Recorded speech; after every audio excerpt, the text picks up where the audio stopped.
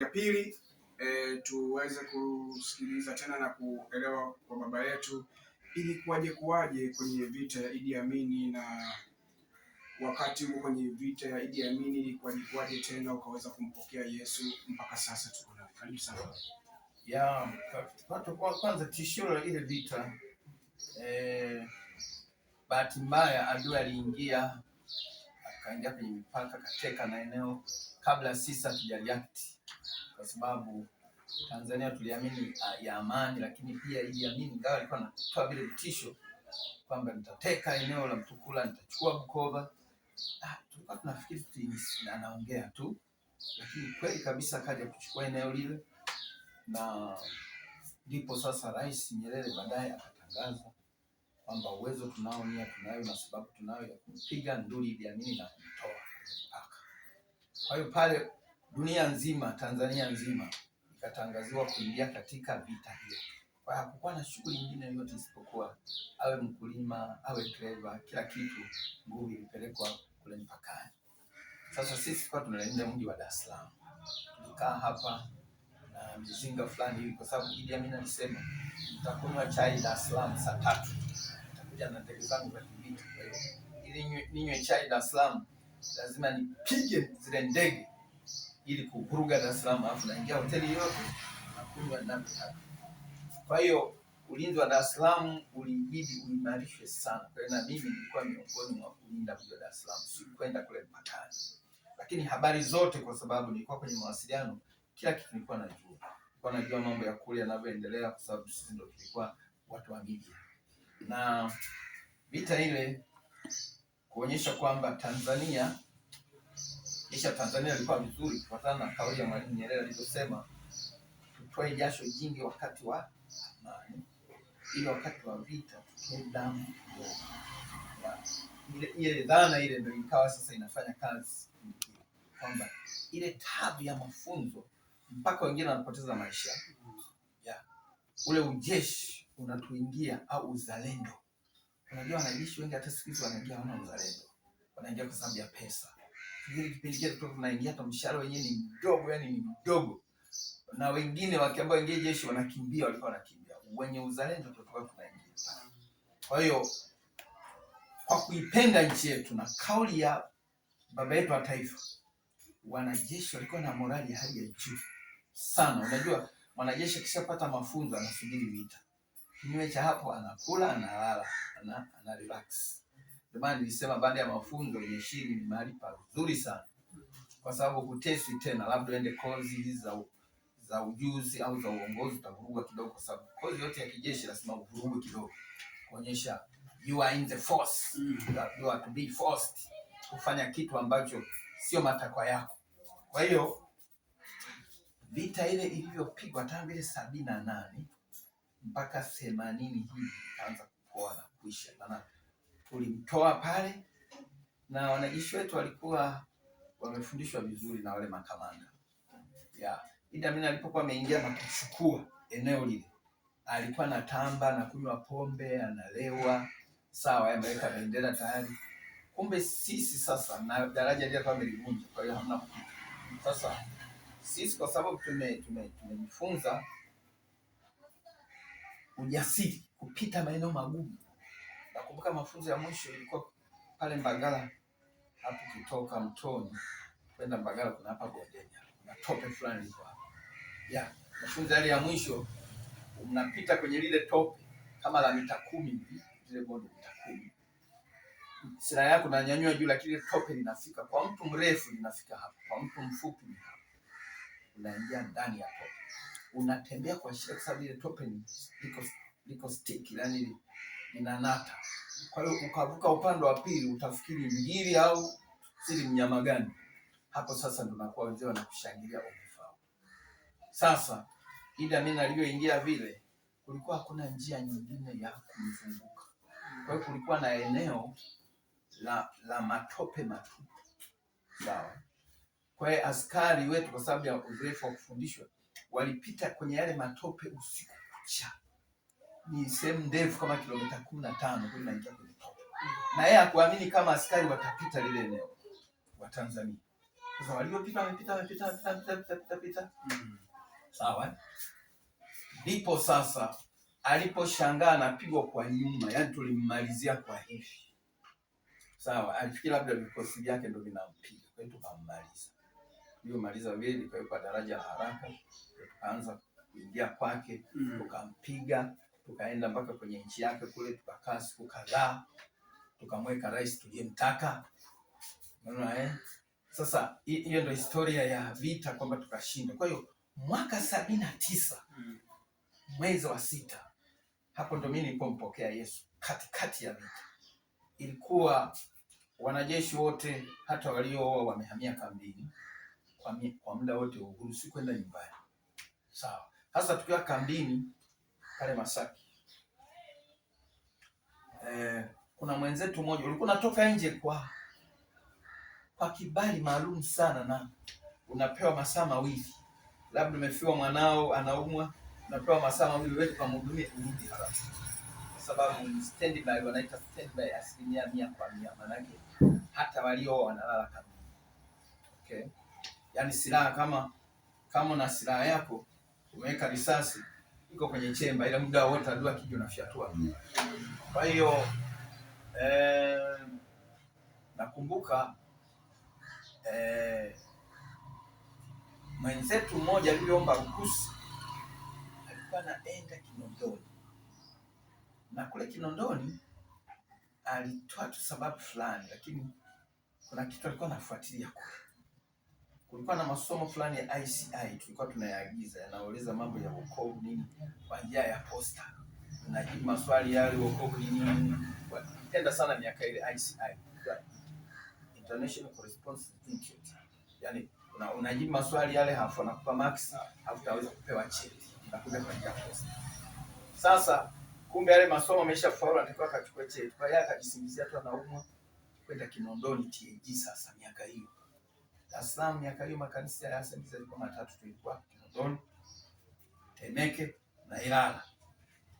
Kwa hiyo alipoenda kule hakufika hata kule. Alipofika pale ni Koroshoni Msasani, akakuta vijana fulani wanahubiri, wana magita yao. Sasa alifika katikati ya mahubiri, kijana alikuwa anahubiri hivi: hatukinywa soda kama huna Yesu, amani hutapata, na hiyo soda itakuwa sio tamu. Unaweza kujifurahisha kwenye uzinzi, lakini ni tabu tupu usipompata Yesu. Hilo pengo la maisha liloko ndani ya moyo wako hakuna wezaye kuliziba. Utakuwa na pesa nyingi, haitaziba hilo pengo mpaka ingie Yesu. Ndio maana huna amani, huna utulivu, ulali usingizi. Akanasa pala nasikiliza yale mahubiri. Hakwenda hata Kinondoni, akarudi. Hakuokoka siku hiyo, lakini alirudi kama ameokoka. Alirudi tu, maana alimwambia dunia imeisha, angalia dhambi zinavyofanywa, hukumu inakuja. Aliyokuja akaambia, akawa anahubiri hivyo hivyo. Anaitwa Pius Ibuye. Tukafikiri amechanganyikiwa. Sasa mtu alikuwa ni Roman, alikuwa haendi hata kanisani. Unaona? Alikuwa hamtaji hata Mungu. Tukashangaa huyu mtu, tukadhani amechanganyikiwa. Kwa hiyo tukaanza kumpinga. Unaona Sasa tuliyompinga, kumbuka kwamba hajampokea Yesu na hajapata uzoefu sana. Sasa wale vijana walikuwa wanahubiri, walitoa maelekezo. Kitaka kutupata Kinondoni. Manielewa vizuri? Sehemu fulani. Sasa siku nyingine tena akapata upenyo. Akasema ngoja niwafuatilie wale watu. Akafika pale Kinondoni, akajieleza, mimi ni mwanajeshi, nataka nimpokee Yesu. Akampokea Yesu. Akakuta kumbe pale ndio yale masomo tunayoagizaga, kumbe ni pale. Akampokea Yesu, bahati nzuri akajaza Roho Mtakatifu pale. Alivyorudi sasa kambini, Mungu wangu, akaja kivingine, ukimbishia anaanza kulia. Anaanza kunena kwa lugha. Tukajua sasa huyu basi tena na jeshi atafukuzwa. Unaona Sasa akaanza kutushuhudia sasa, maana Roho Mtakatifu iko ndani. Sasa akaanza kutushuhudia kwa viwango vya hali ya juu. Ndio mimi nilipoenda kuchukua Biblia sasa nilivyokuambia, kuanza kupingana naye kwamba bwana, manabii wa uongo watatokea siku za mwisho. Hawa nao hubiri kuna kuokoka, mtaweza kuokoka duniani, ni uongo. ananiambia Festo, fungua Biblia. Nasema humu bwana, humu, kwa sababu Biblia yenyewe sijui, situmii, siendi kanisani. Unaona Kwa hiyo kuna watu wanabisha wokovu bila kujua. Kitu ambacho ukijui ni usiku wa giza. Bora ujifanye mjinga uelewe. Unaweza kukibisha kitu kumbe ni faida yako. Sasa kitu kilichofanya mimi niokoke, wengine pale wakakubali kama 4 hivi, baada ya wiki 2 wakampokea Yesu. Kwa hiyo kukaa na vijana 5, nasema vijana sasa, kipindi tulikuwa bado vijana kabisa, miaka 20, 21, 22, 23, wakawa wameokoka ni moto. Wakapewa jengo fulani lilikuwa la toilet halijaisha. Kwa hiyo wakapewa pale kuabudu jioni. Sasa ikifika tu kila chakula tu wanaenda pale wanapiga mapambio yao. Wanaimba, wanaomba, wanasoma neno. Chaneni na hao. Sasa mimi siku moja nimelala kitandani hivi, tulikuwa na kila chumba kwa watu wawili. Nimelala hivi, nilala chali. Ndio kama saa 2 ndio wanataka kumalizia kwenye ibada yao. Wakiimba na wasikia. Nikasikia sauti inasema hivi. Festo, nasema unafanya nini hapa? Sasa nimelala. Nasema usikii kuna watu wanamwabudu Mungu? Nasema nawasikia. Kwa nini huendi kuungana nao? Nikasema mimi au sio imani yangu. Nasema okay, nikuulize swali Festo. Nikasema sawa.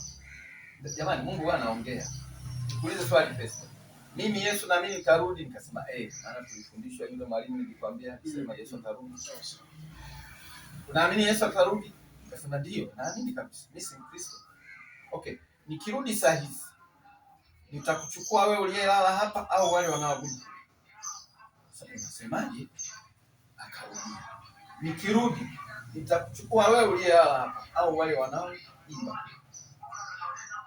Nikasema wale wanaoimba. Yaani jibu lilinijia tu, wanaoimba. Akasema sasa unangoja nini? Ndugu yangu, niliruka kitandani, nikavaa t-shirt yangu. Nikafika pale. Walikuwa wanaimba, nikapiga mikono hivi, nyamaza, mnisikilize. Mimi nataka kuokoka. Wakafikiri nafanya fujo. Wakasema piga magoti. Wakaniongoza sala ya toba, tukaendelea kuimba. Tayari na mimi nimeshaokoka. Yaani hiyo ni kufunga na kufunga. Bwana asifiwe. Amen. Amen. Nilipookoka pale, yule kiongozi wetu akasema jamani, mwenzenu nimejazwa Roho Mtakatifu, ninyi hamjajazwa. Kwa hiyo kwa kuwa tuko hapa kambini Ijumaa na Jumamosi tufunge na kuomba.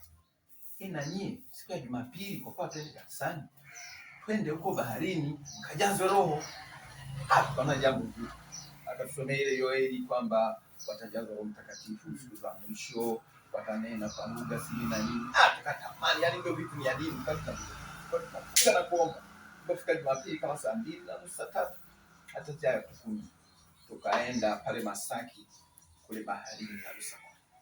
Unaona akatusomea ile neno Yoeli mlango wa 2 mstari wa 28, sitasahau. Akasema itakuwa siku za mwisho, asema Mungu, nitamwaga roho yangu juu ya wote wenye mwili. Sawa Akaja kusoma Matendo ya Mitume, ilikuwa siku ya Pentekoste.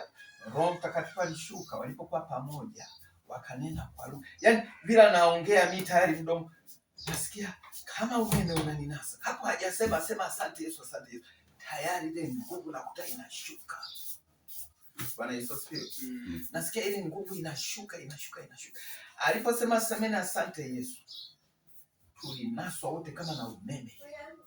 Tukaanza kunena kwa lugha pamoja na yeye mwalimu wetu alikuwa anatuongoza. Tulinena hapo kwa nguvu. Mimi nakumbuka nilinena kaona mbingu zimefunuka, naona Yerusalemu. Yaani sioni bahari tena, nizama katika roho. Kumbe zile sauti zetu tumezama vizuri. Maafande kambini wamesikia kwamba kuna watu kama wanapiga kelele mahali. Kwa kaja na pisto zao wanafikiri kambi limevamiwa. Kaja taratibu ni vichaka vile. Kaja. Tuko baharini, tuko kwenye fueni pale. Fukoni. Wanaangalia hivyo, wanakuta kina Festo, kina Pius, kina Paksha, kina Lucas kiongozi. Wakawa wakoli kidogo. Na sisi kama roho akaanza kuongea nasi kwamba tupunguze, kuna kitu kinaendelea. Tukapunguza zile sauti, wakatulia tu, wakajihami kwa zile pisto kidogo, baadaye wakaziweka mfukoni. Je, mnafanya nini huko? Wanatuliza maswali. Si tunasali. Mnasali dini gani yeye? Hii ndio dini gani? Hii ndio dini yetu. Tunawajibu hivyo. Tayari Roho Mtakatifu anatupa majibu. Mmeipata lini? Tumeipata leo. Roho ametushukia. Anza kuwapa maandiko. Kiokoka lazima jae Roho Mtakatifu. Wakasema nyewe mnafanya ujinga. Twende kambini. Yaani humo njiani tunawashuhudia kwa utulivu, kwa uhakika. Tunafika ofisini tunaandikisha majina kwamba nyewe mmeleta vurugu, mmeingiza imani ya ajabu jeshini. Tunawashuhudia. Baadaye walichukua ile majina wakasema tutapeleka makao makuu ya jeshi. Sasa mimi nimefanya kitu ambacho sisi cha kawaida. Na mtafukuzwa.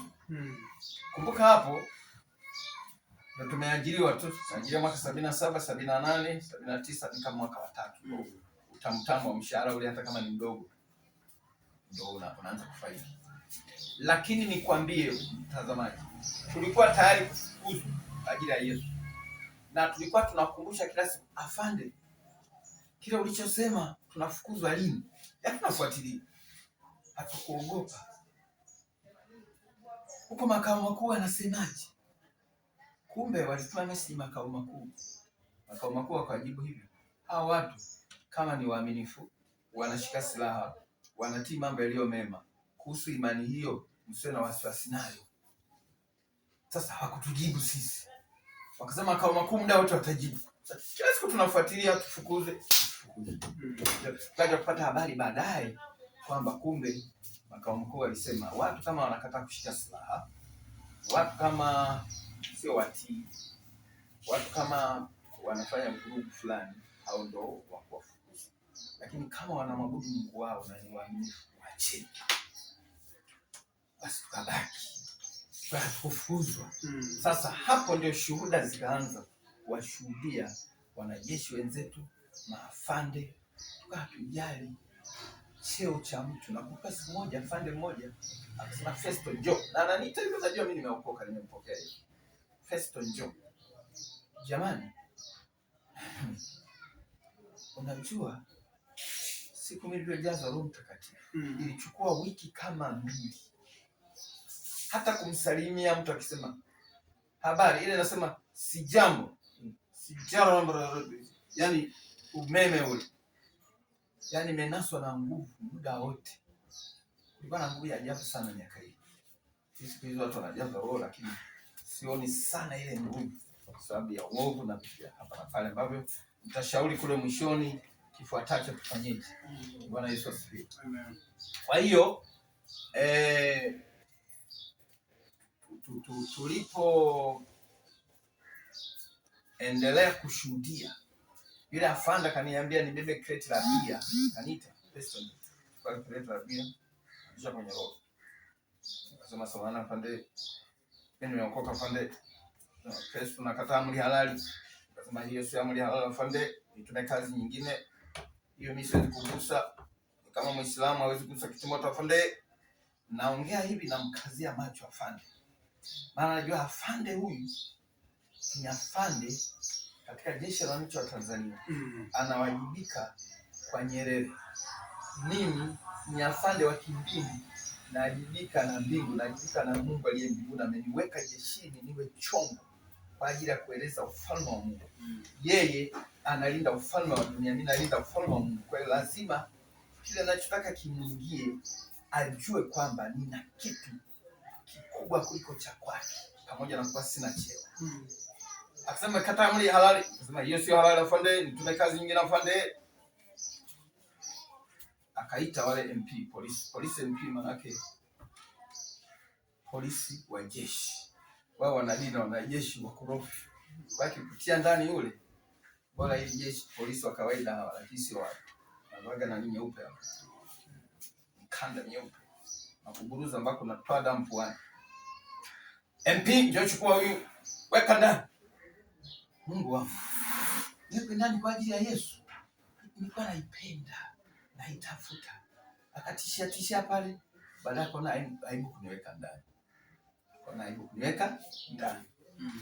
Lakini kisa kingine ninachokikumbuka, kwa hiyo shuhuda zikaendelea namna hiyo.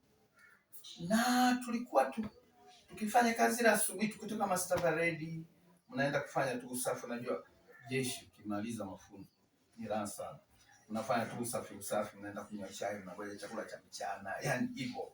Hakuna kazi ngumu tena. Labda uende course kama nilivyosema, au uende mafunzo mengine ya kozi za utawala au kozi za utaalamu au kozi za uongozi. Kwa hiyo mkisha maliza kunywa master parade ni ile mnajikusanya, mjue waliotimamu, wanaoumwa na nini, mnaenda kufyeka usafi. Sasa kwenye vikundi vile, labda mnafyeka mahali mko 5. Wale vijana wenzetu, wanajeshi wenzetu, anaanza kuongea. Weekend hii nimekunywa pombe, nimetembea na wasichana. Hapana, anashuhudia, mimi nasikiliza, tuko katikati yao. Na Biblia inasema tutalindwa katikati yao. Yesu hatatutoa. Kwa hiyo mtu mwingine anafikiri mtu anaokokaje jeshini. Jeshini mahali pazuri sana, unaokoka vizuri sana. Na ni mahali pazuri sana kwa kupanda mbegu ya Injili. Kwa uzoefu wangu mimi niliona. Na watu wanafikiri jeshini watu wote wanavuta bangi. Hamna. Sio kwamba ni bangi. Kinachofanya majeshi yawe jasiri vile sio bangi, ni mafunzo. Hiyo ni watoe wasiwasi watazamaji. Ni mafunzo yale yanakubrush mind kabisa, na mindset yako inabadilika kabisa, inakuwa mwanajeshi baada ya kuwa raia. Kwa hiyo sio bangi. Of course wengine wanavuta bangi, lakini si kwamba kila mwanajeshi anavuta bangi. Kwa hiyo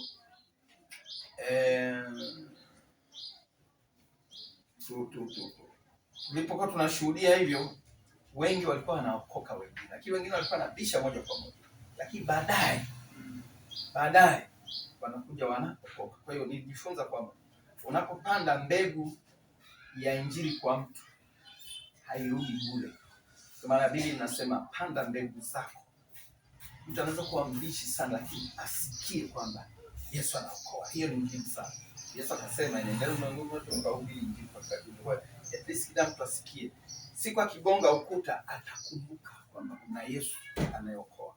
Na ndivyo ilivyotokea. Wengine walikuja kuokoka baadaye, walikuja kubadilika baadaye, na hivyo ndivyo ambavyo tulimshuhudia Yesu jeshini. Tukaongezeka kundi letu, tukawa wengi kidogo. Tulipokuwa wengi kidogo, ndipo niliposambaa sana kule jeshini. Kwa hiyo baada ya pale, nakumbuka kwamba nitakuja hicho kipande niseme baadaye, lakini kuna afande mmoja alikuwa captain. Yule afande alikuwa mtaratibu sana, alitokea Urusi kwenye mafunzo, alikuwa anatufundisha mambo ya kijeshi pale. Kijeshi maana yake sio mafunzo, ni jeshi maana yake vifaa, kutumia vifaa. Afande alikuwa anaitwa, nitamkumbuka baadaye. Alienda kule Urusi, akabrashiwa mind kuhusu, unajua kienda nchi za komunisti kwanza wanasema futa mambo ya Mungu. Kwa kuna wengine wanafuta tu kwa sababu unaambiwa ufute, lakini hafuti. Lakini mwingine anafuta kabisa. Sisi ndio afande alifuta kabisa. Alitoka huko Mkristo, kakaa kule miaka 2 kufundishwa. Alifuta kabisa Ukristo. Kalirudi huku ana ukomunisti tu. Sasa tunaposhuhudia habari za Yesu anasikia. Siku moja kanisa kama Festo njoo. Unashuhudia hawa watu. Wewe kama umeokoka, wewe kana ukovu wako, kana unataka kurudi. Mambo hakuna Mungu wala hakuna Yesu. Unaona? Nasema afande hawa lazima niwashuhudie kwa sababu kwanza wananichokoza. Kwa hiyo baadaye huyu afande amekuja kuokoka. Na aliyookoka kupitia mama yake. Mama yake alikuwa anaumwa, akatoka nyumbani akaletwa. Alikuwa sasa hivi yuko Tanga ya afande. Alipokuja pale wakapima vipimo vyote, haumi chochote. Sasa kulikuwa na maombezi kanisani. Wakasema mamako tumchukue bwana majirani. Akapata maombezi huko kama haoni chochote. Mchukueni.